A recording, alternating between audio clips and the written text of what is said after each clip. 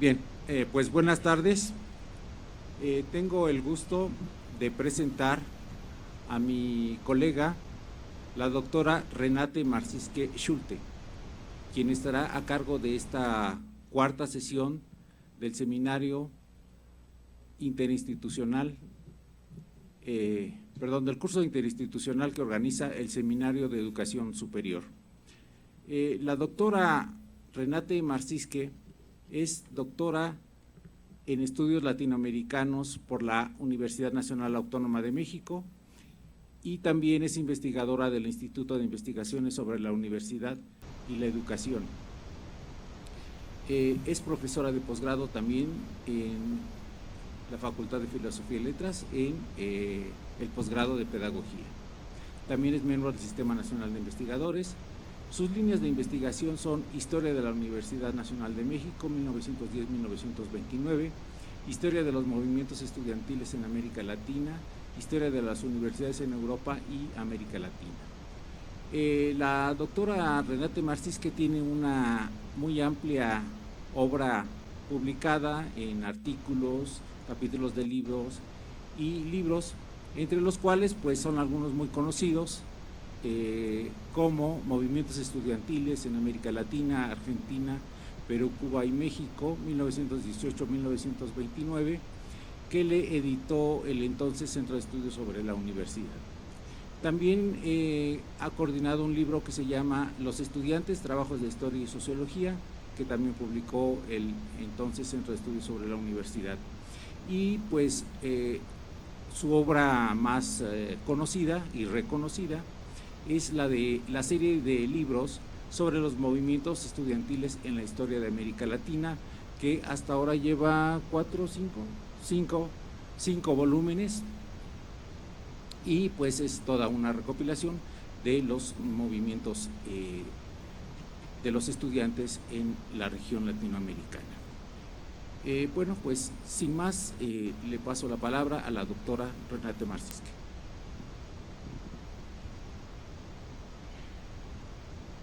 Bueno, Armando, primero pues. Más cerca. Más cerca.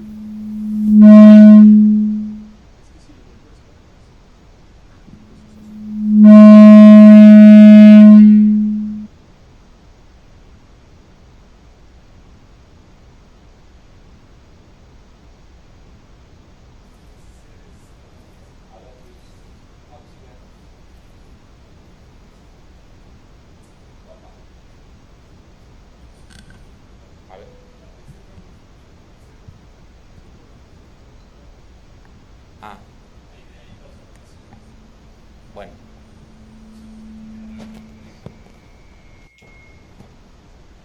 Así. ¿Ya? A ver. A ver. Sí, parece que sí. Un poquito más.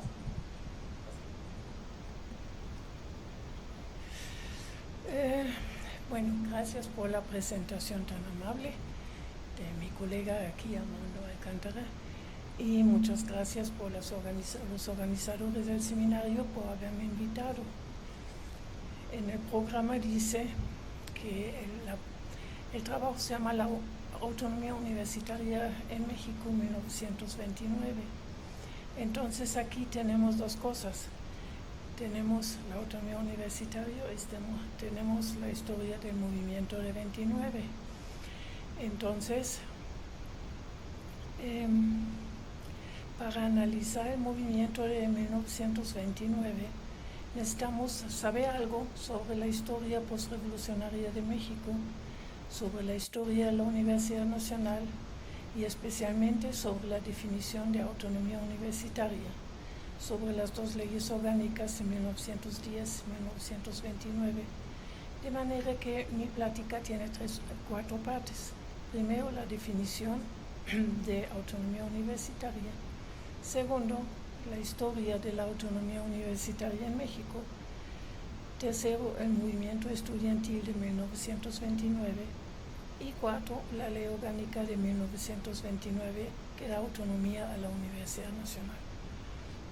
Podemos decir que los movimientos estudiantiles expresión de conflictos sin resolver, son una constante durante todo el siglo XX y son prácticamente parte de la vida universitaria, aunque no pertenecen exclusivamente al siglo XX. A partir de 1918, estos movimientos son las luchas por una autonomía universitaria que se define desde entonces como el reclamo de la universidad corporativa de una independencia sustancial como condición necesaria para que la institución pueda cumplir con sus tareas. El distintivo más importante de las universidades latinoamericanas en el siglo XX ha sido el anhelo y después el logro de la autonomía universitaria como precepto legal, lo que da una configuración original a la universidad latinoamericana. Algunos países lo logran desde principios del siglo XX y otros hasta los años 70, como en Nicaragua, en donde la universidad consiguió su autonomía durante los últimos años de la dictadura de la familia Somoza. En México ya había antes de 1929 universidades autónomas, por lo menos en el papel, aunque nunca se podían desarrollar como tales, como la Universidad Michoacana de San Nicolás de Hidalgo, creada en 1917, la Universidad de Occidente en Sinaloa, con cierta autonomía en 1918, y la Universidad Autónoma de San Luis Potosí en 1923. En cambio, la Universidad Veracruzana, por ejemplo, consigue su autonomía dentro del proceso general de democratización del país apenas en 1996. Diego Valadez nos indica que 17 países de la región incluyen en sus constituciones el principio de la autonomía universitaria. Ahora viene la primera parte del trabajo. Los autores que se ocupan del tema de la autonomía universitaria en América Latina se acercan al tema desde diferentes enfoques disciplinarios: la historia, la sociología, la política y el derecho, para definir esta relación tan especial entre las universidades y las instancias del Estado, entre la universidad, el gobierno y la sociedad. Considerando la historia de la autonomía universitaria en América Latina durante el siglo XX y su interpretación actual, podemos decir: primero, el problema de la autonomía universitaria es en sí muy complejo. 2. Es el problema de las relaciones entre una corporación e instancias externas de decisión. 3. Los tres aspectos de la autonomía son el de su propio gobierno, el académico y el financiero. 4. La idea de la necesidad de la autonomía a la universidad aparece con más insistencia en América Latina desde finales del siglo XIX y principios del XX. Los movimientos estudiantiles de la época de la Reforma, de 1918 a 1929, son los parteros de la autonomía universitaria. 6. La autonomía no nace como un concepto acabado, ni tiene una interpretación unívoca. Su configuración es producto de situaciones y productos particulares. 7. La autonomía universitaria es una configuración original que da forma a la Universidad Latinoamericana de hoy y es una institución auténticamente latinoamericana. Eso no quiere decir que las universidades, por ejemplo, en Europa o en Norteamérica no sean autónomos, pero no son autónomos por medio de una ley que les da autonomía universitaria, sino porque los gobiernos respetan la autonomía universitaria sin de que haya un precepto legal de autonomía universitaria. La autonomía universitaria, y aquí cito nuestro colega Mendoza, que no está, veo que sabe mucho sobre financiamiento de las universidades, y dice: no se alcanza de una vez y para siempre, sino tiene que ser ganada de manera permanente en función de las condiciones económicas, políticas y sociales del entorno, particularmente las relaciones Estado-Universidad. Termina la cita de Javier Mendoza. Desde el punto de vista jurídico, Luis Raúl González Pérez, que fue el abogado general de la UNAM y hoy es el presidente de la Comisión de Derechos Humanos, nos ofrece una definición actual.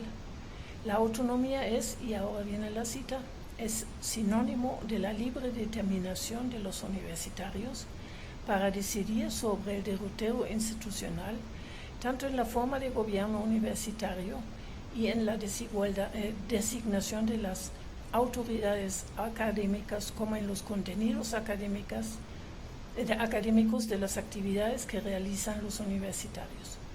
Igualmente, la libre decisión respecto al destino que se da a los recursos recibidos del Estado y los autogenerados dentro de un esquema de transparencia y rendición de cuentas. Termina la cita. Y más adelante el mismo trabajo enumera las características esenciales de la autonomía universitaria, que son, primero, facultad de autorregulación. Implica que la universidad pública aprueba internamente la legislación y la normatividad que regula sus relaciones internas, siempre que se ajusten al orden jurídico nacional. 2. Facultad de autoorganización académica. Implica que la universidad pública fija sus planes y programas de docencia, de investigación y de difusión de la cultura. Asimismo, establece los términos de ingreso, promoción, permanencia de su personal académico. 3. Facultad de autogestión administrativa. Implica que la universidad pública tiene libre manejo del presupuesto asignado por el Poder Legislativo y de los ingresos por sí mismos generados, aunque debe observar las disposiciones en materia de rendición de cuentas y de transparencia en la información, tanto el interior como el exterior de la institución universitaria. Humberto Muñoz amplía esta definición en el siguiente sentido, cita: la autonomía universitaria es la que brinda la posibilidad de ejercer la reflexión y la crítica, para que la universidad sea el espacio libre en el que se produzca y transmita el conocimiento.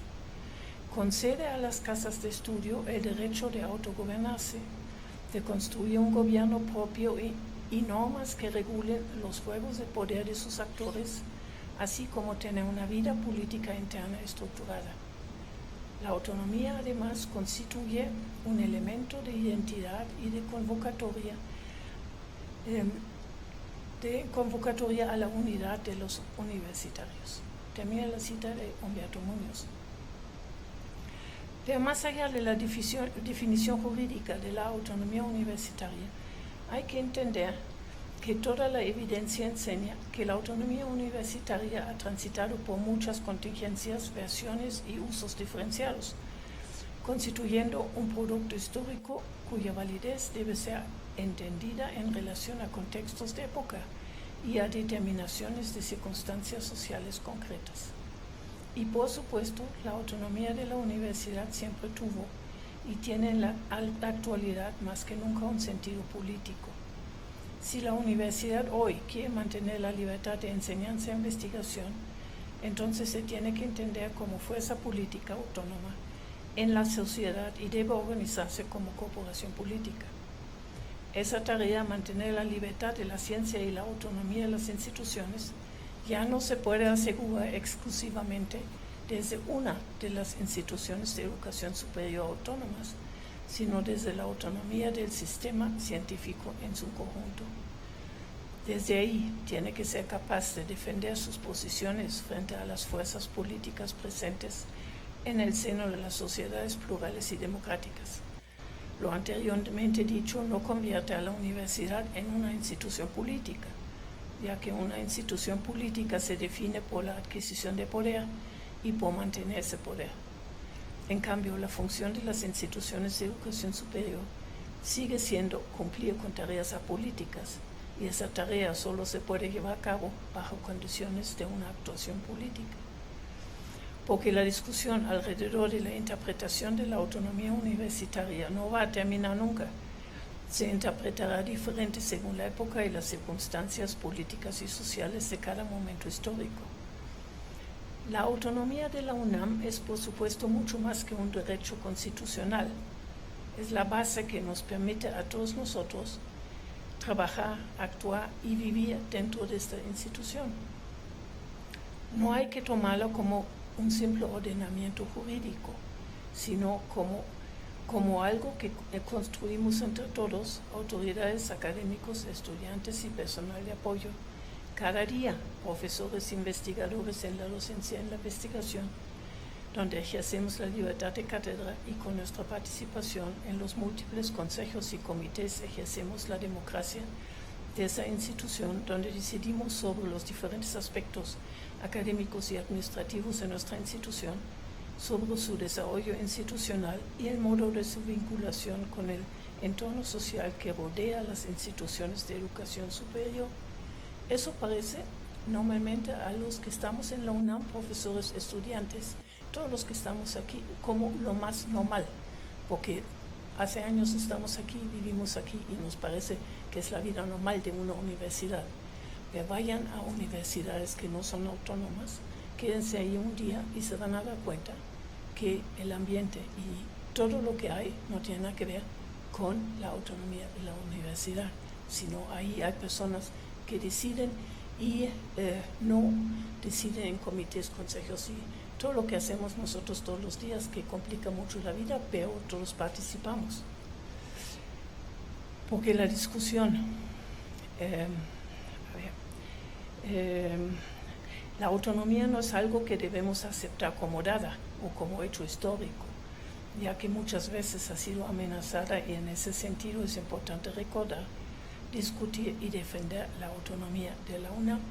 Ahora que estamos a los 50 años del 68, hay muchísimos eventos, fotos, publicaciones sobre el 68, pero una la que más me impresionó, y no porque se violó la autonomía universitaria, sino por el choque de dos ámbitos de la vida social.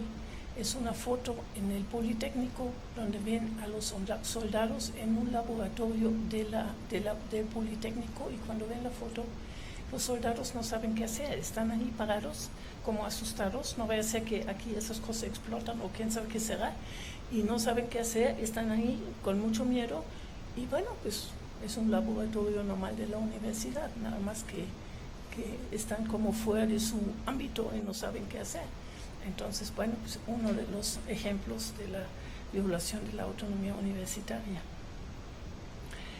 En los últimos años, lo que ha producido más tensión en las universidades latinoamericanas ha sido la medición de la calidad a todos los niveles y el proceso de evaluación y acreditación interna y externa de las instituciones de educación superior, por un lado, y las limitaciones de la autonomía financiera y el intento de intervencionismo estatal por el otro.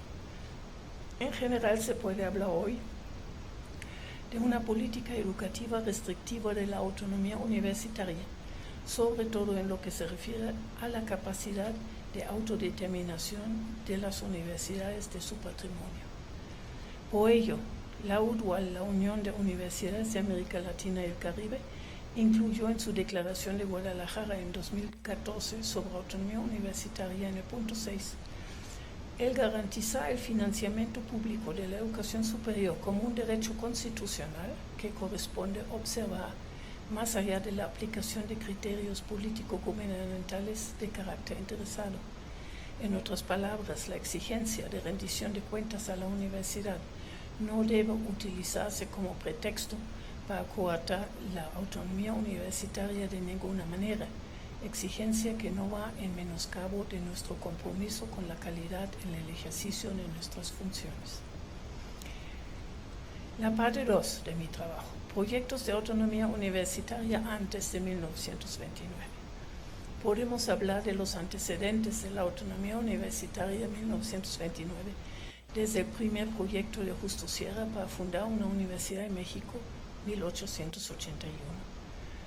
Pasando por los proyectos de autonomía universitaria redactados por Ezequiel Chávez en 1913 y 1915, y el proyecto de Félix Pallavicini en 1914 y los proyectos estudiantiles, hay dos momentos importantes en la historia de la universidad relacionados con los antecedentes de la autonomía universitaria en 1929.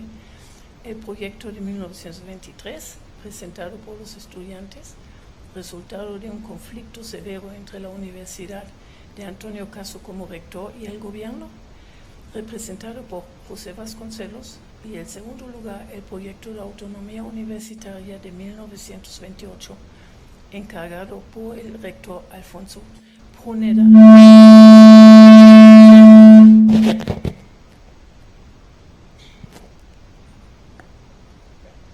Por el rector Alfonso Pruneda en un momento de gran complejidad política en México y antecedente más inmediato de la Ley Orgánica de 29, la Ley de Autonomía Universitaria.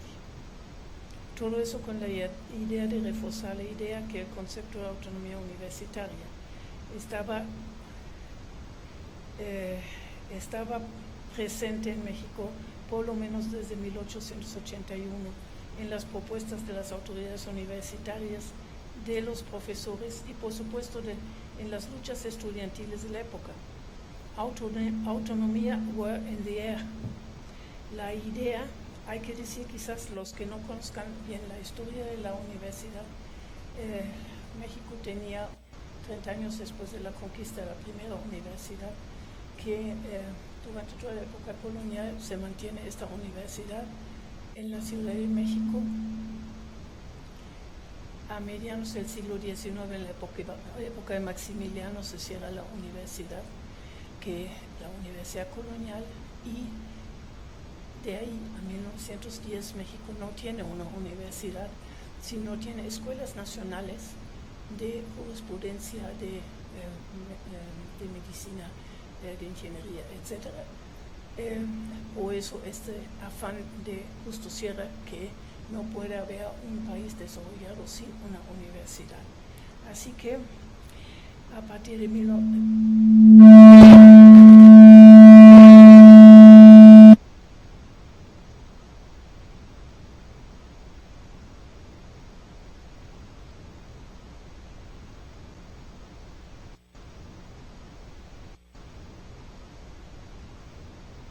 autonomía a la Universidad Nacional o de exigirla, surgía cada vez que había un problema en la universidad, muchas veces en la relación con el gobierno. Una universidad no autónoma es parte de la estructura gubernamental y el secretario de Educación Pública su jefe máximo, el rector solo el ejecutante de la voluntad gubernamental. Sin embargo, el concepto de autonomía universitaria se interpretó desde el principio de muy diversa manera, como independencia de la Secretaría de Educación Pública, como dependiente directamente del Ejecutivo Federal, como privatización de la enseñanza profesional, como abstención de la universidad de la política militante y también como libertad de cátedra. Todo eso muestra la poca claridad sobre las funciones de la universidad y su relación con el Estado.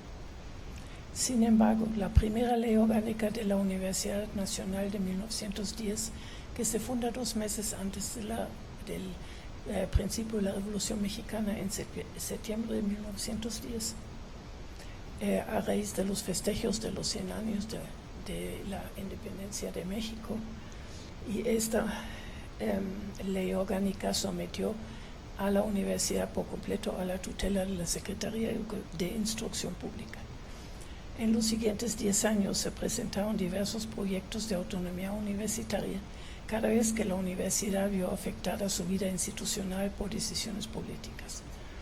En 1914, ante la inminente militarización de la universidad, revivió la discusión alrededor de la autonomía universitaria y se presentaron varios proyectos en ese sentido, pero por las circunstancias políticas ninguno prosperó. En 1917, al promulgarse la nueva Constitución, desapareció la Secretaría de Instrucción Pública, de la que dependía la universidad.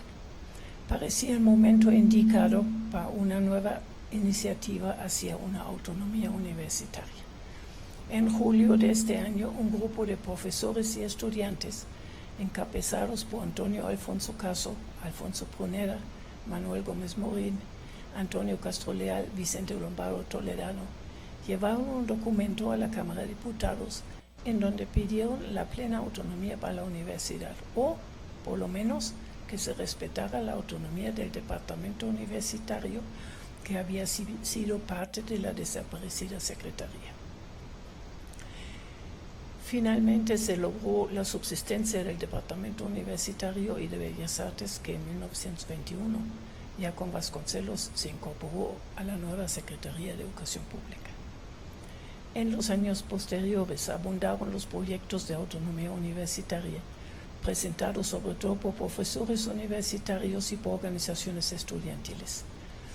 Sin embargo, en ese momento hubo argumentos muy convincentes en su contra. Un gobierno revolucionario con muchos problemas de consolidación y de unidad no podía permitir un espacio fuera de su influencia que fácilmente podría ser utilizado por las fuerzas del antiguo régimen. Ese fue el argumento de Vasconcelos. Por otro lado, se argumentó que la universidad no podía ser autónoma mientras siguiera llamándose nacional y existiera gracias al subsidio estatal. Los gobiernos de Álvaro Obregón, y espero que todos ustedes se acuerden quién era Álvaro Obregón, porque la semana pasada estuve en una clase en una facultad de esta universidad y nadie sabía quién había sido Álvaro Obregón. Bueno, espero que aquí eso no es el caso. Los gobiernos de Álvaro Obregón y Plutarco Elías Calles, en su afán por cubrir todo el país con un sistema educativo estatal y único, no podían permitir que la cúspide del sistema educativo mexicano se saliese de la influencia estatal. Al contrario, la universidad debía legitimar su existencia por medio de un acercamiento a las clases populares. Resultado de esa política fueron las campañas de alfabetización que organizó José Vasconcelos desde la rectoría de la UNAM, no de la UNAM, sino de la universidad, entre 1920 y 21, y el auge de la extensión universitaria en el rectorado de Alfonso Pruneda, entre 1924 y 28. No solo en México, sino también en las demás universidades de América Latina estaba presente la idea de una autonomía universitaria, sobre todo en las luchas estudiantiles de la época de la Reforma. Todo eso ya lo habíamos oído la vez pasada en la plática de Roberto Rodríguez. Ahora, el movimiento estudiantil de 29. Ahí se van a dar cuenta, por eso es un poco largo aquí la explicación, que un movimiento estudiantil, y eso abarca todos los movimientos estudiantiles, no tiene una sola causa, quiere decir que en la mañana se levantan 3 estudiantes y dicen, ay, ya estamos hartos y vamos a hacer un movimiento estudiantil. Bueno, pues eso no es así y con ningún movimiento social tampoco. Entonces, para eso hay que ver las circunstancias y las razones que están más allá de un movimiento social o un movimiento estudiantil. El movimiento estudiantil de 29 en México fue parte de una secuencia de movimientos de reforma universitaria en América Latina a principios del siglo y aprovechó las experiencias de los estudiantes argentinos, peruanos y cubanos en movimientos anteriores. Las formas de lucha y el lenguaje estudiantil fueron muy parecidos. Sin embargo, el entorno político y social del problema universitario en México fue diferente. Los estudiantes mexicanos no lucharon contra gobiernos dictatoriales y estructuras universitarias decimonónicas. Tenían una universidad que apenas tenía en el 18 años y además se enfrentaban a un gobierno que había salido de una revolución. Los gobiernos de Álvaro Obregón y Plutarco Elías Calles habían comenzado a enfrentar una gigantesca tarea educativa a todos los niveles. El centro de su interés, cuando ustedes lean, por ejemplo, los periódicos de la época 21-24, fue la época cuando fue secretario de Educación Pública Vasconcelos. Lean los periódicos. Todos los días, en todos los periódicos, en la primera plana, apareció algo que pasaba en la educación. Todos los días había órdenes, decretos, leyes, todo referente a la educación durante 3 años en la época de Vasconcelos, y por eso pues pudo hacer todo eso lo que hizo. Por supuesto, ahí era una persona muy controvertida, muy difícil, tuvo muchos problemas y conflictos dentro de la universidad, pero yo creo que para hacer una labor de esta índole en 3 años, pues obviamente siempre son personas que no son amigos de todo el mundo, y pues, Vasconcelos era una de esas personas. La tarea urgente de los gobiernos postrevolucionarios fue la de crear las bases institucionales para un sistema educativo que, primero, llevase a una unidad nacional de todos los mexicanos por medio de una unificación de sus conocimientos, hábitos, costumbres. Dos, hay que decir que México en esa época el 85% de todos los mexicanos vivían en poblaciones de menos de 4,000 habitantes. Eso, y no había medios de comunicación, había el ferrocarril al norte de la época de Porfirio Díaz y algunas otras cosas, pero por ejemplo para llegar a la Ciudad de México a Yucatán no había carreteras, entonces se tenía que ir a Veracruz y de ahí de alguna manera a Tabasco y de ahí con unas pangas hasta Yucatán. No había medios de comunicación. Entonces ya se puede imaginar cómo estaba el panorama de las escuelas en esa época. Dos, llega una mayor legitimidad a los nuevos gobiernos por medio de la aplicación de algunas de las reformas sociales prometidas.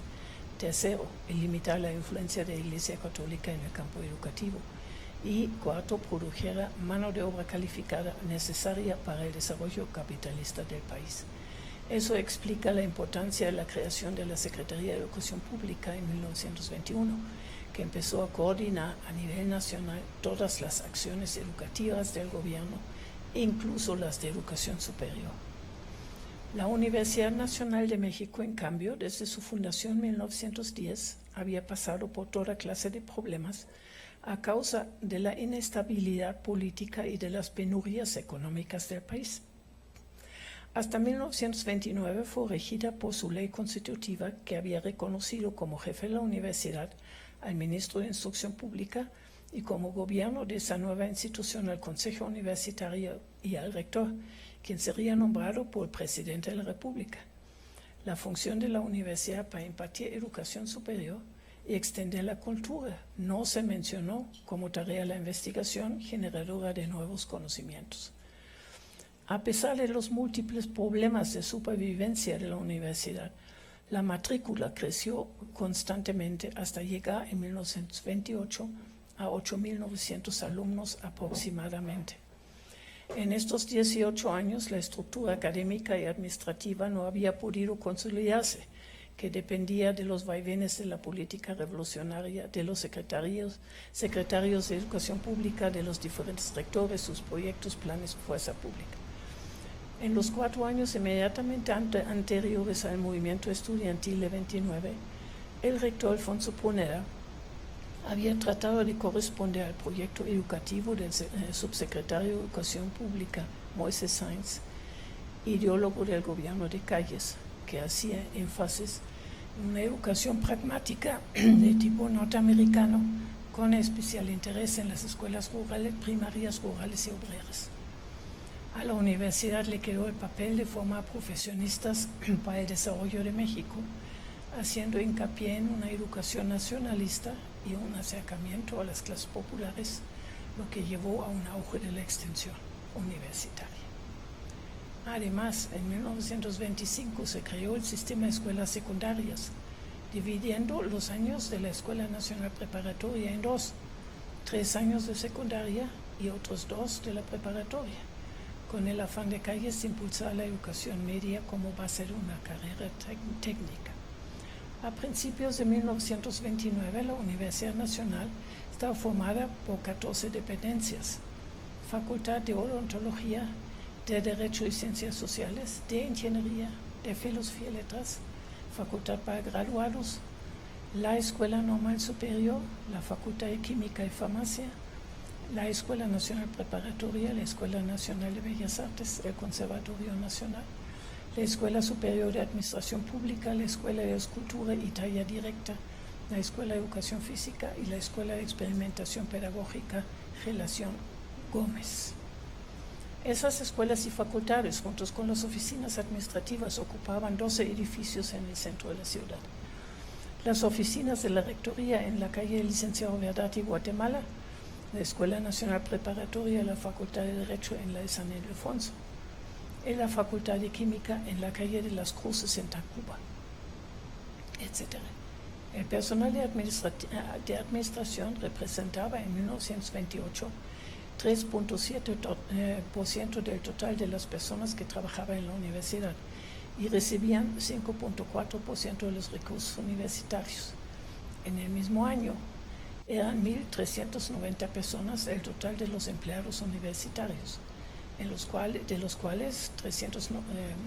933 eran profesores. Obviamente eran profesores por asignatura, que decir, son profesores que dan clases y se van a sus despachos o a sus consultorios a ganarse la vida, porque en la universidad no había profesores de tiempo completo. 211 técnicos y administrativos, 238 la servidumbre, como se llamaba entonces, compuesto por conserjes, porteros, mozos, veladores, intendentes. A finales de este año estaban inscritos en la Universidad de México 8.154 alumnos, de ellos 2.640 mujeres. La facultad más grande era la de Medicina, después la de Preparatoria, la Facultad de Ingeniería.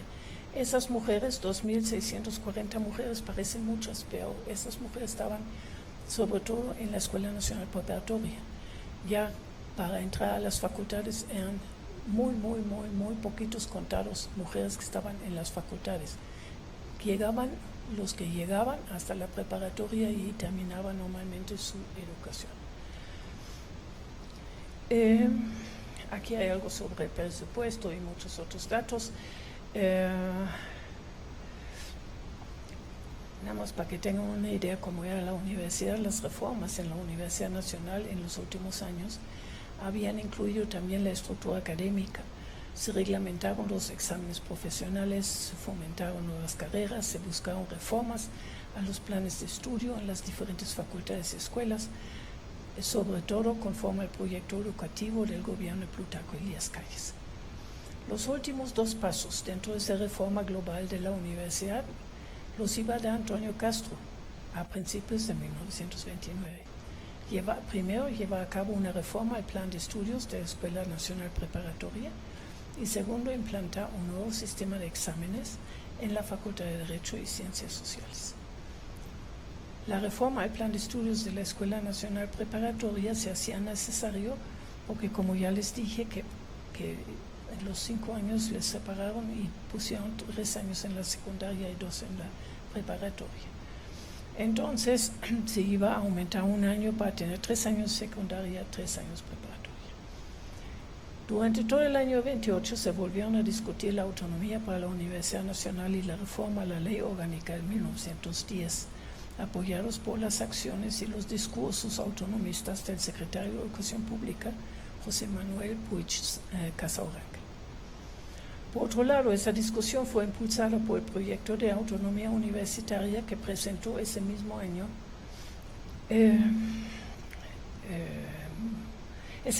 una asociación estudiantil de reciente creación, la Liga de Estudiantes, a la Cámara de Diputados. Inmediatamente, Moisés Sáenz, subsecretario de Educación Pública y encargado del despacho, mandó un memorándum confidencial a su hermano Alberto, diputado del Congreso y presidente de la Segunda Comisión de Educación, para que la Cámara rechazara el proyecto. En él expresó claramente el punto de vista del gobierno al respecto. Primero, el gobierno del general Plutarco Elías Calles está de acuerdo con la idea de una autonomía universitaria. Segundo, el momento no es el más apropiado para una decisión de tal magnitud, ya que le quedan pocos meses al gobierno de Calles. Tercero, los fondos propios de la universidad han aumentado cada año, lo que llevó a la universidad una cierta autonomía económica. Cuarto, el gobierno de Calles y la Secretaría de Educación Pública han dejado una gran libertad a la universidad en sus decisiones, de manera que la autonomía técnica ha sido casi realidad.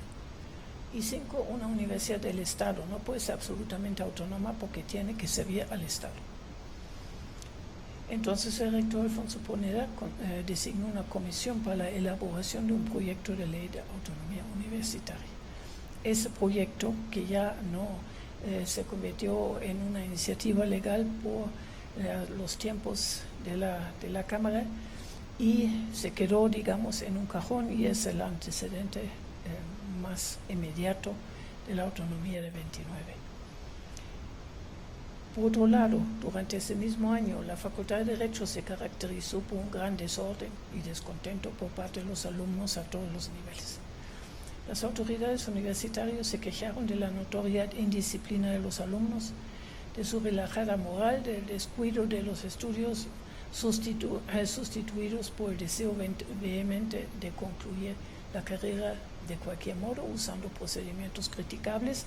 Eso de la relajada moral también ese es uno de los argumentos en el 18, en el movimiento de Córdoba, que cuando suspenden el internado en el hospital de prácticas es por cuestiones morales, porque como hacían los estudiantes las guardias en la noche, entonces había comportamientos inmorales y por eso había que quitar el internado. Entonces aquí es el mismo argumento, que los estudiantes de la Facultad de Derecho tienen unos comportamientos inmorales. En esa facultad tradicionalmente se habían practicado los exámenes a los alumnos en forma oral al final del año escolar. No había semestre, sino año escolar de febrero a noviembre, lo que había dado lugar a frecuentes faltas de los estudiantes durante el año. Por ello, el Consejo Universitario y la Secretaría de Educación Pública habían aprobado en 1925 un nuevo sistema de reconocimientos consistentes en pruebas escritas y sucesivas durante el año escolar en sustitución del examen final. Sin embargo, los estudiantes desde entonces habían encontrado nuevas razones para retrasar la implantación del nuevo sistema, y las autoridades universitarias, al sentir la resistencia abierta de los alumnos, dejaron de aplicar los reconocimientos trimestrales, que decía exámenes trimestrales. En 1928 se separaron las carreras de Derecho y Ciencias Sociales en esta facultad. Se inició una discusión acerca de la reforma a los planes de estudio y se implantaron seminarios de prácticas de investigación. Al final del año se practicaron las pruebas finales orales y escritas con tema conocido y se habían establecido materias de pase, aboliendo todo tipo de exámenes. En la apertura de las clases para el año escolar 1929, Narciso Bassols, director de la Facultad de Derecho, al hacer referencia a estos problemas, dijo que se limitaría estrictamente a los problemas de su facultad sin tomar en cuenta las abundantes cuestiones sociales del país y que no dejaría de implantar por ningún motivo el sistema de reconocimientos. Aquí hay tengo mucho tiempo todavía. Bueno, a ver, hay que decir algo sobre la organización estudiantil, eso sí, son cosas muy, muy importantes. La vez pasada, cuando oímos hablar a Roberto Rodríguez, citó a algunos autores, la gran mayoría diciendo que la influencia de Córdoba fue definitivo en todos los movimientos de la reforma en América Latina, y otros dos autores que dicen que no tuvo ninguna importancia.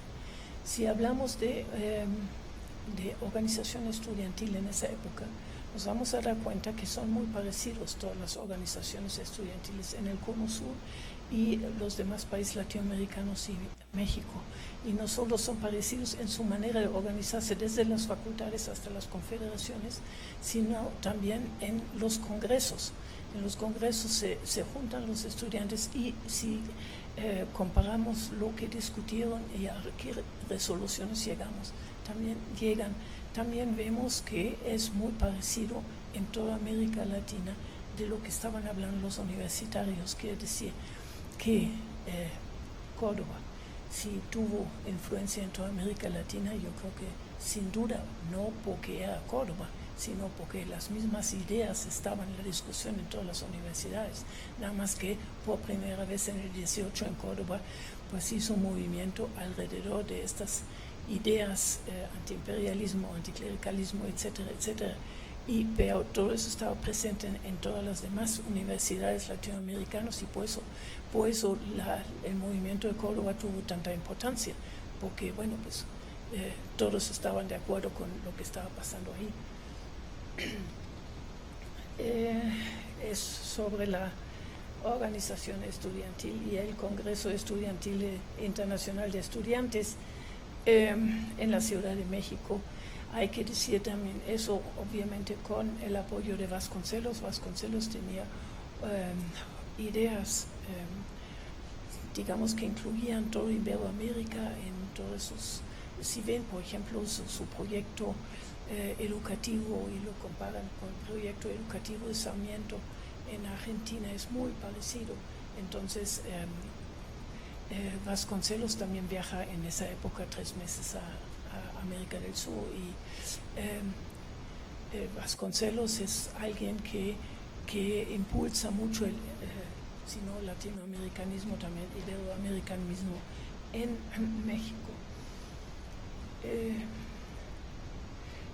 Y a partir de 1926 tenemos congresos nacionales de estudiantes en México, en 1921 en Puebla, en 26 en Ciudad Victoria, en 27 en Oaxaca, en 28 en Culiacán, en 29 en Mérida. Esos congresos contaban muchas veces con la ayuda del rector de la universidad y de los rectores y gobernadores de las respectivas entidades. Ustedes no se imaginan que los estudiantes mandaran un oficio al rector pidiendo permiso de ausentarse y ir a un congreso, porque ir a un congreso era un asunto de 2 semanas, porque hasta que llegaban y hasta que regresaban eran muchos días para llegar a algún lado, sino simplemente los estudiantes en esa época tenían acceso a las oficinas del rector, del secretario general, que era toda la administración central que existía en esa época. Entonces iban y decían, vamos a tal lado, necesitamos dinero para que podamos pagar el pasaje. Y así funcionaba la universidad en esa época. Como ya hemos visto, la organización de los estudiantes cobró mucho auge a partir de 1927, bajo la presidencia de Ángel Carvajal primero, de Ricardo García Villalobos, Alejandro Gómez Arias después. Ángel Carvajal empezó a reorganizar la federación con el afán de lograr una confederación nacional de estudiantes integrada por todas las federaciones locales, con un delegado en la Ciudad de México. La organización descansó en las sociedades de alumnos de las facultades y escuelas de la Universidad Nacional y las escuelas técnicas libres. Ellos se ocuparon de los asuntos estudiantiles de su plantel. Pidieron, por ejemplo, la revalidación de las materias, la división de grupos demasiado grandes, la suspensión del sistema de reconocimientos, etc. Además, contribuyeron al mejoramiento de la biblioteca de su escuela, organizaron concursos académicos, sociales, pero también bailes, recepciones, actos culturales y deportivos. En esa época todavía había concursos de la reina de la generación y cosas por el estilo, y hay fotos sobre todo eso.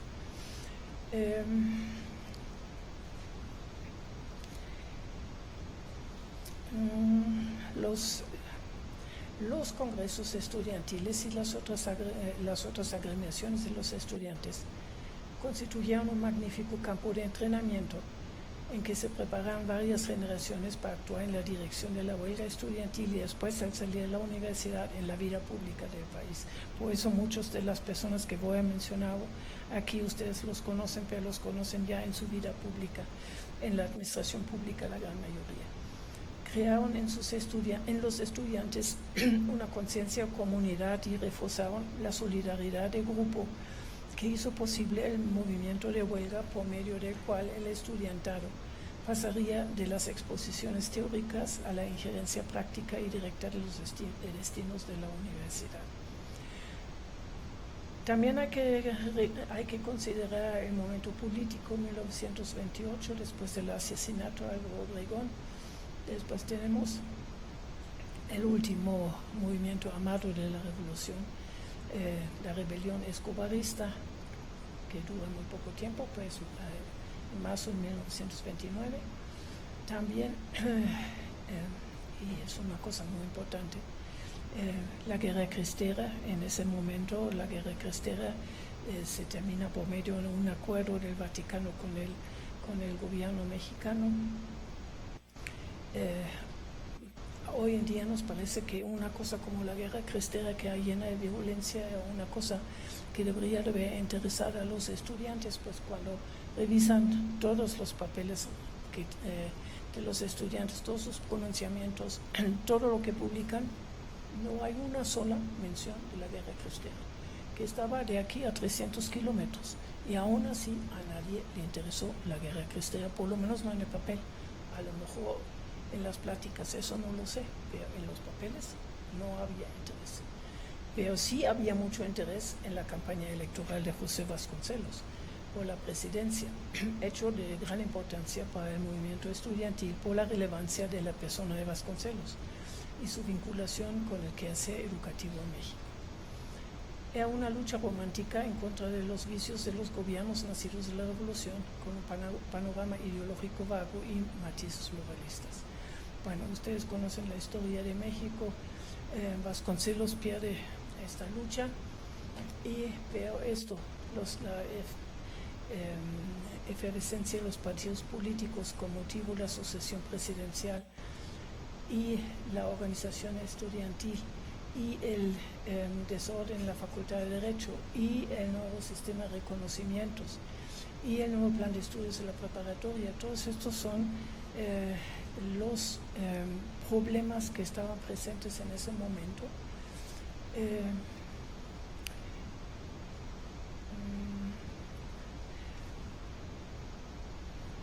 En esa situación tan conflictiva referente a la nueva reforma a principios de 29 en la universidad, los estudiantes de la Facultad de Derecho trataron de discutir el problema de los reconocimientos con el rector, quien los turnó al secretario general de la universidad, Daniel Cosío Villegas, para que contestara con evasivas. Su suerte no fue distinta con el secretario de Educación Pública, Ezequiel Padilla. Narciso Basol, Antonio Castro Leal, Ezequiel Padilla, sin poderse imaginar el alcance de ese movimiento, cerraron las puertas a una conciliación, reafirmando su autoridad y acompañando sus declaraciones con amenazas de severas medidas correctivas en contra de los opositores. Cerradas las puertas a una negociación, los estudiantes se posesionaron el día 5 de mayo del edificio de la Facultad de Derecho, colocaron la bandera rojinegra y el escudo de la Federación Nacional de Estudiantes. Al día siguiente impidieron la entrada a los estudiantes que querían asistir a clases y silbaron al rector cuando llegó a dar su clase. Todavía había rectores que daban clases. El 7 de mayo, el rector, por acuerdo del presidente Emilio Portesil, clausuró la Facultad de Derecho y Ciencias Sociales por el desorden que había ahí y decía en el acuerdo que los recursos dispuestos para esa facultad pasarían a las escuelas politécnicas tan necesarias para el progreso económico del país. Por la tarde del 9 de mayo, los estudiantes convocaron una reunión en el Salón El Generalito de la Escuela Nacional Preparatoria, en donde los ahí reunidos votaron con gran mayoría a favor de declarar formalmente la huelga y de efectuar manifestaciones en apoyo de las demandas. Ese mismo día decidieron formar un comité de huelga, que fue posible gracias a la firme organización estudiantil consolidada años atrás. De ese modo pudieron organizar mítines más fácilmente, lo mismo que imprimir volantes y sacar manifiestos en la prensa. Por entonces Alejandro Gómez Arias se consolidó como líder del movimiento al ser elegido presidente del comité de huelga, siendo secretario Ricardo García Villalobos y sus más cercanos colaboradores Carlos Zapata Vela, José María Los Reyes, Teodosio Montalbán, Salvador Azuela, Efraín Brito Rosado, Flavio Nava y Acayo Guevara. En esos primeros días de la huelga estaba muy lejos una solución del conflicto. Los estudiantes trataron de presionar al rector para que su conflicto se tratara en el Consejo Universitario, de convencer a las otras escuelas universitarias de secundar el movimiento y de mantener la huelga. Daniel Cosío Villegas, portavoz de las autoridades universitarias, respondió a los ataques y presiones de los estudiantes con argumentos legales. La aprobación de los reconocimientos trimestrales por el Consejo Universitario en 1925 y con amenazas de medidas correctivas. Eso quiere decir que los expulsaban, pero los expulsaban y 2 semanas después los volvían a admitir. No había espacio para discusiones. Emilio Portesil, el presidente interino, respaldó la actitud del rector de la universidad y el secretario de Educación Pública. Además, acusó a los líderes del movimiento de tener finalidades políticas para la huelga, ya que Alejandro Gómez Arias y Salvador Azuela participaron activamente en la campaña de Vasconcelos para la presidencia que se llevó a cabo en estos mismos días. El Consejo Universitario se reunió el 16 de mayo y aprobó un proyecto de reformas que incluía 2 periodos de exámenes al año en vez de 3 y con un 50% de asistencia de los alumnos en el primer periodo y el 76% de asistencia para el segundo periodo. Además, convocaron a un nuevo periodo de inscripciones en la Facultad de Derecho para reunir un grupo de estudiantes suficientemente grande para volver a abrir la facultad bajo las nuevas condiciones. Sin embargo, los estudiantes seguían en desacuerdo con esas reformas. El día 23 de mayo culminó el conflicto universitario con enfrentamientos violentos entre estudiantes y fuerzas del orden público. La gran mayoría de las fotos que vemos de esa época son de la manifestación del 23 de mayo porque fueron hasta 10,000 estudiantes en el Zócalo. Y estas fotos, cuando vemos las fotos, bueno, hay una historia de la fotografía y todo eso, pero las fotos también son muy importantes porque lo que ven son hombres, son muchachos jóvenes vestidos como sus padres. Todos traían estos sombreros de paja, unos trajes negros, unos cuellos almidonados blancos, que además eran cuellos que se quitaban y se ponían, ¿no? Entonces era una camisa y los cuellos eran aparte. Entonces se lavaban los cuellos de todos los cuellos. Ahí lo pueden ver. Si ven con lupa y buscan, sí van a encontrar una mujer o dos, pero así a la primera no se ve ni una. Todo eso es el 23 de mayo. Los estudiantes de las secundarias, armados con gruesos barrotes, recorrieron desde la mañana las calles del centro de la ciudad y celebraron después un mitin frente a los edificios de la universidad. Un primer encuentro con la policía se efectuó en el cruce de las calles San Ildefonso, Luis González Obregón y República de Argentina, en donde la policía logró desarmar a algunos estudiantes.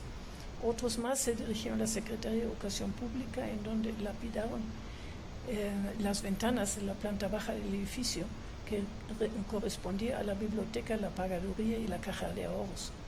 Después se dirigieron a la Escuela de Medicina en el Plaza de Santo Domingo para invitar a los alumnos a secundar su movimiento. Los estudiantes de Medicina convocaron entonces una sesión de discusión a las 4 de la tarde del mismo día.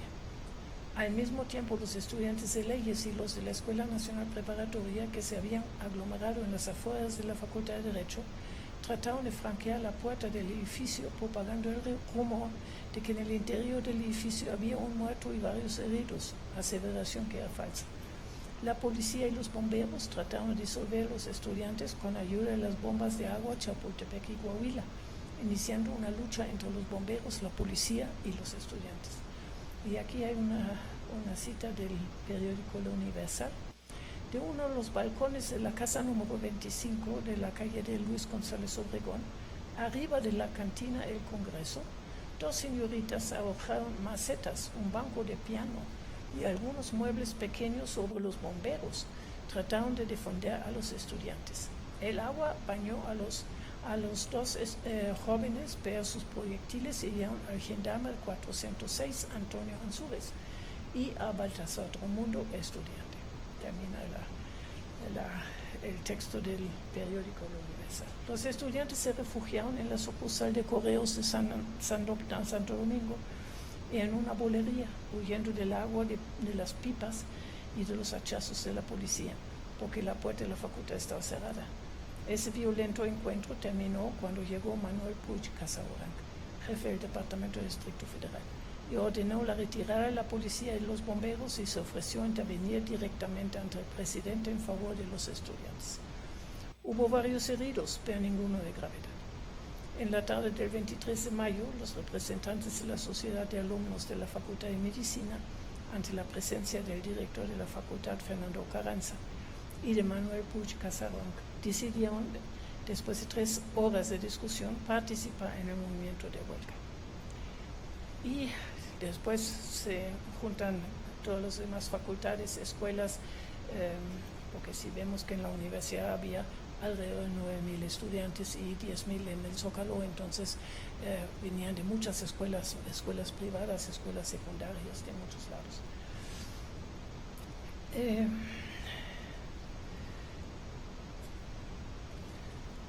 Hubo renuncias de profesores de la Facultad de Derecho y Filosofía y Letras en protesta por los ataques de las fuerzas del orden público a los estudiantes. La Sociedad de Padres de Familia se entrevistó con el secretario de Educación Pública para discutir el problema escolar y para demandar la clausura de todos los planteles educativos mientras durara el conflicto. Alejandro Gómez Arias dirigió esa misma tarde del 23 una carta confidencial a Manuel Puig aclarando la posición de los estudiantes. Esta carta, que le fue entregada al jefe del Departamento Central, como se llamaba en aquel entonces, por medio de un estudiante amigo de él, contenía las siguientes peticiones. Primero, castigo contra el jefe de la policía. 2. Retiro las fuerzas públicas de la universidad. 3. Entrega los edificios universitarios a los estudiantes. 4. Abolición de los reconocimientos trimestrales de la Facultad de Derecho y del nuevo plan de estudios de 3 años de la Escuela Nacional Preparatoria. 5. Participación de representación de los estudiantes en los órganos colegiados de la universidad, lo que se lleva a cabo esto hasta los años 30. Sexto, rechazo a la afirmación de que es un movimiento político. 7. Autodeterminación universitaria como último punto. Por la noche, Manuel Puig informó al presidente Potosí de lo ocurrido durante el día basándose en la carta de Gómez Arias. El día siguiente, 24, Emilio Potosí hizo unas declaraciones ordenando la retirada de las fuerzas del orden público de las cercanías de la universidad, la entrega de los edificios universitarios a los estudiantes, la libertad inmediata de los estudiantes detenidos, invitando a los estudiantes a un diálogo para conocer a fondo sus propósitos. El ofrecimiento llevó a la renuncia de Narciso Bassols como director de la Facultad de Derecho. En el texto de su renuncia decía que no quería ser un obstáculo para el arreglo del conflicto estudiantil. Y los estudiantes anunciaron este hecho en su periódico mural, La Huelga, de la siguiente manera. Hoy, a las 3 de la tarde, la misma hora en que se ahorcó Judas, víctima de la bilis, se fue muy lejos el alma del licenciado Narciso Bassols. Los estudiantes de leyes lo comunican con gusto y dan las gracias al Altísimo por haberle hecho descansar. El duelo se recibe en la universidad y se despide en lugar reservado con gritos y sombrerazos. Termina la comunicación de los estudiantes. La noche del 25 de mayo se reunieron los miembros del comité de huelga en la casa del estudiante en una junta para resolver los pasos futuros. Después de una prolongada discusión se tomaron los siguientes acuerdos. Primero, aceptar la tregua propuesta por el presidente. 2. Mantener y propagar la huelga en otras escuelas. 3. Formular las peticiones de cada escuela para incluirlas en el memorial que sería presentado al presidente. Y 4. Celebrar una manifestación de protesta el 28 de mayo con 20.000 estudiantes. En medio de rumores de renuncia del rector y del director de la Escuela Nacional Preparatoria, se adhirieron estudiantes de las demás facultades. Ese mismo día, el rector convocó a una reunión a los directores de facultades y escuelas en donde protestaron por la represión contra los estudiantes, discutieron las declaraciones del presidente y después entregaron los edificios a los estudiantes según las disposiciones presidenciales. Pasaron estos días en busca de una solución para el conflicto universitario. Y manda Manuel Puig un memorando al presidente Emilio Potosí, aconsejándole la concesión de la autonomía universitaria, ya que una universidad autónoma tendría que resolver en un futuro sus problemas sola y además de ese modo no tendrían que atender las diferentes demandas de tipo disciplinarios de los estudiantes. Dice, puede obtenerse del movimiento huelguista un verdadero triunfo revolucionario, apoyado en elevada tesis filosófica escolar y aumentará en el interior y exterior del país el prestigio del señor presidente, dejando a su administración el mérito definitivo de una reforma trascendental en la organización universitaria. Me refiero a la resolución del conflicto actual contestando a las demandas de los estudiantes, cualesquiera que fuese, o anticipándose a dichas demandas, que sería todavía mejor, con la concesión de una absoluta autonomía técnica, administrativa y económica de la Universidad Nacional, es parte del memorándum. El 27 de mayo presentan los estudiantes un pliego petitorio que más o menos es parecido a lo que ya había yo dicho, pero aquí hay una cosa interesante, que en el número 1, la renuncia de Moisés Sainz, subsecretario de Educación, por las medidas y sistemas extranjeros que ha implantado. Moisés Sainz es un personaje muy importante en la educación en esa época. Es maestro de la Normal de Jalapa, que era una de las escuelas de más prestigio en México en esa época. Después se va a Estados Unidos, estudia con John Dewey y además de todo eso es protestante, no católico. Entonces, a lo mejor algunos se acuerdan de las cuestiones del trabajo de Max Weber sobre el protestantismo. Entonces, todo eso en esa época, pues norteamericano, protestante, todo eso, bueno, pues entonces estamos en contra de sistemas extranjeros en México. Todo lo demás es la renuncia de las autoridades y consejos técnicos y secundarias y nada de autonomía universitaria. Al día siguiente, estas peticiones fueron apoyadas por una manifestación de más de 15,000 estudiantes que desfilaron por las calles del centro de la ciudad cantando corridos y canciones adaptadas al caso. El presidente de la República presenció la manifestación desde el balcón central del Palacio Nacional, escuchó los discursos de los estudiantes y prometió una respuesta a sus peticiones. Solo uno de los oradores, un alumno de la Escuela Libre de Derecho, que se había formado en 1912 en contra de la influencia de la Revolución Mexicana en la Universidad Nacional, mencionó la autonomía universitaria como un anhelo estudiantil. El 29, el presidente Portesil recibe los huelguistas y discute con ellos sobre la solución de todo eso. Y aquí dice, también en el periódico, el señor licenciado Emilio Portesil declaró primeramente que no accedía a sus peticiones de los estudiantes, pero que en cambio les daría la autonomía universitaria, que ellos no se habían atrevido a insinuar en su memorial porque la consideraban como utopía, pero que él quería ser amplio de espíritu con los estudiantes. De esa manera, la universidad se veía libre de amenazas, acuerdos o procedimientos impuestos por el Estado. Finalmente, el presidente hizo hincapié en la responsabilidad que significaba esa libertad y prometió el proyecto de ley de la autonomía para los próximos días, manifestando su deseo de que se reanudaran las clases en las escuelas que habían estado en huelga para entonces. Después había que abrir un periodo extraordinario de sesiones de Cámara de Diputados para presentar ese proyecto y se presenta a los estudiantes el proyecto del presidente y uno de los méritos de Gómez Arias es que él en las siguientes reuniones de estudiantes pudo convencer a los estudiantes de aceptar esa propuesta de autonomía y todas las demás cosas que habían solicitado les iban a hacer caso omiso. Es hasta el día 19 de junio cuando el secretario de Educación Pública acepta la renuncia de Antonio Caso, director de la Escuela Nacional Preparatoria, de Narciso Basols, director de la Facultad de Derecho, y el rector Antonio Castro Leal, quienes dejaron sus puestos para no entorpecer con sus nombramientos el nuevo ordenamiento de la institución. 2 días después, Portesil entregó a Gómez Arias, Carlos Zapata Vela y Efraín Brito Rosado proyecto de ley de autonomía universitaria. El 10 de julio de 1929 fue promulgada la Ley Orgánica de la Universidad Nacional de México como autónoma.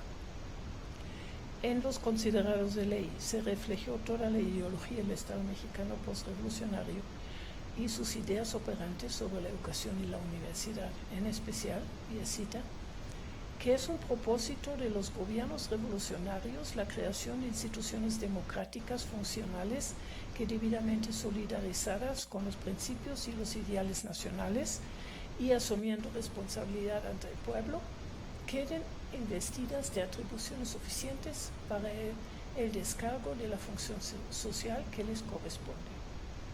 Terminada cita. Como fines esenciales de la Universidad Nacional, reconoció impartir la educación superior. Organizar la investigación científica es la primera vez que llegamos a la tercera función de la universidad, principalmente sobre problemas nacionales, y utilizar la extensión universitaria para poner la universidad al servicio del pueblo.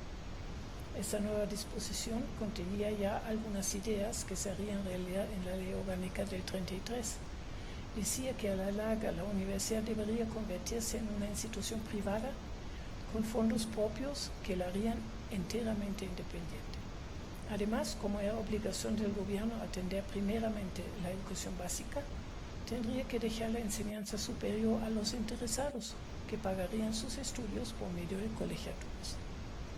Al final de los considerandos decía, siendo responsabilidad del gobierno eminentemente revolucionario de nuestro país el encauzamiento de la ideología que se desenvuelva por las clases intelectuales de México en la enseñanza universitaria, la autonomía que hoy se instituye quedará bajo la vigilancia de la opinión pública, de la revolución y de los órganos representativos del gobierno.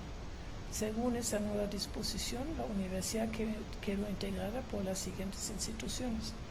Las mismas facultades que ya les leí, las escuelas Nacional Preparatoria, Bellas Artes, Escuela Normal Superior. Eso es una cosa muy interesante, la Escuela Normal Superior, porque esa escuela se integra a la Facultad de Filosofía y Letras, porque si vemos las estadísticas de esa época, vemos que había una enorme cantidad de alumnos en la escuela, en la Facultad de Filosofía y Letras, más de 800 alumnos, y dice uno, bueno, ¿y qué estudiaban en esa época 800 gentes?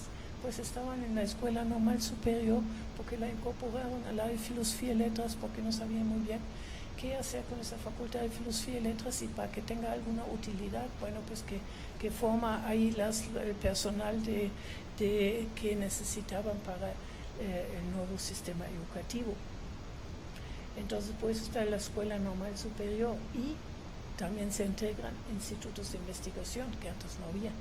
La Biblioteca Nacional, el Instituto de Biología, el Instituto de Geología, el Observatorio Astronómico, que eran instituciones que ya existían, pero dentro de las secretarías del gobierno.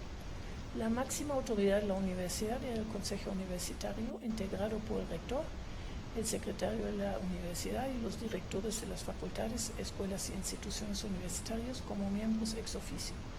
Los miembros electos del Consejo eran 2 profesores titulares por cada una de las facultades y escuelas, 2 alumnos y una alumna delegados de la Federación Estudiantil, y un delegado de la Secretaría de Educación Pública con voz informativa únicamente. Las relaciones entre la universidad y el Estado quedaron normadas por esta autonomía incompleta. Primero, el presidente se reservó el derecho de presentar una terna al Consejo Universitario para el nombramiento del rector. Con eso garantizó que el rector procediera del sector gubernamental y no de la universidad. 2. El presidente tenía derecho de voto sobre ciertas resoluciones universitarias.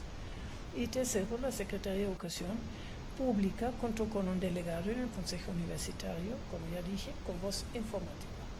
4. Entre las obligaciones del rector figuró enviar anualmente un informe al presidente de la República, al Congreso de la Unión, a la Secretaría de Educación Pública. 5. La universidad no tenía patrimonio propio, su subsidio sería otorgado por el gobierno. El subsidio sería fijado anualmente por la Cámara de Diputados, no podía ser menor de 4 millones de pesos al año. 6. El presidente vigilaría el manejo de los fondos con que se contribuyera al sostenimiento de la universidad. Ese mismo día de la promulgación de la nueva ley orgánica, el 10 de julio de 1929, fueron designados Ignacio García Telles como rector interino, Carlos Chico Goerne como director de la Facultad de Derecho, Pedro de Alba como director de la Escuela Nacional Preparatoria. 2 días después, en una asamblea estudiantil, Alejandro Gómez Arias dio por concluida la huelga que duró 68 días. Muchas gracias.